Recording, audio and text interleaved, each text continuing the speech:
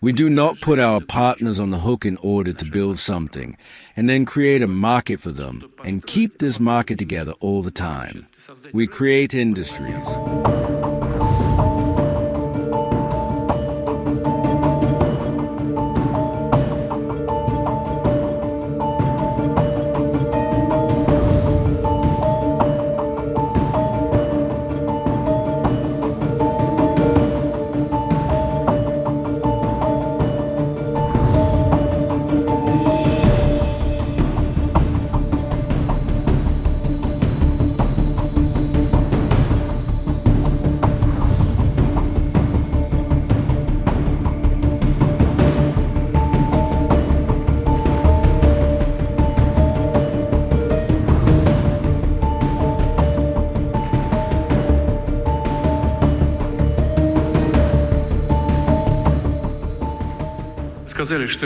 You said that after the administration starts, we will build more relations with our partners in friendly countries.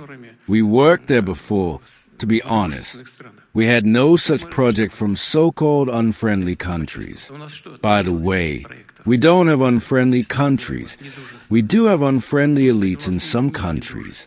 I assure you, we have the descendants of these countries. I assure you, propaganda certainly works.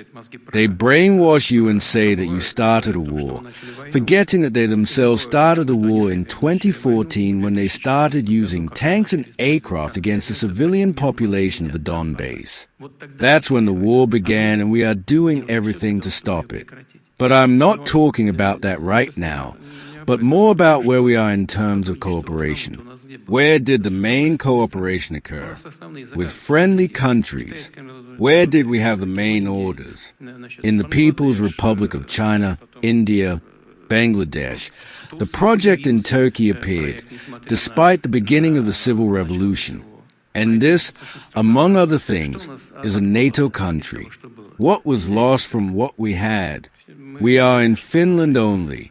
We are even broadcasting it in Hungary. NATO and the European Union are continuing in that. Secondly, the work we used to do in those countries that you described as unfriendly, we are continuing to do that. We supply nuclear fuel in sufficient volumes. We provide services. The work with scientists continues. Look here, I came to Gachina, the center, and we work there. Specialists from European countries are working there, and nothing is normal. These specialists from countries with which we have, at different historical stages of the various relations, they always work with us even when they created the atomic bomb, created a nuclear bomb. Many specialists working in Los Alamos, in the United States, are simultaneously partners with Russia. They did not valiantly spy at the very least. They were simply smart people, and they understood that to get humanity out of the ginseng bottle, they have to create balance. Rosatom is the absolute leader in atomic energy, in world atomic energy.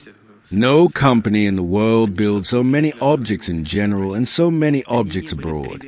I just said, speaking from the counter, that this tells us about the quality of Rosatom projects. It tells us about their safety.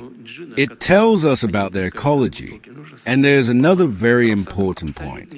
We do not put our partners on the hook in order to build something and then create a market for them and keep this market together all the time.